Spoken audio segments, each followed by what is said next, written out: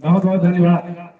अभी आप नृत्य देख रहे थे, गाने की बोल तो किसी के समझ में नहीं आया होगा, क्योंकि हिंदी में था ही नहीं, समझ में कहाँ से आएगा। लेकिन जो स्टेप थे, जो बच्ची ने नृत्य प्रस्तुत किया, बहुत ही अच्छा प्रस्तुत किया।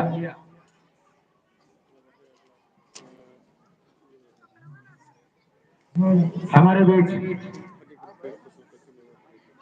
जो एक कार्यक्रम प्रस्तुत किया गया था, फनी ग्रुप कक्षा 7 के छात्र प्रस्तुत किए थे, उनके इस कार्यक्रम पर खुश होकर हमारे विद्यालय में अध्यापक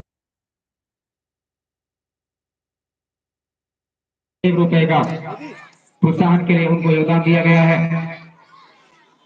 हम अपने विद्यालय में उपस्थित सभी छात्र छात्राओं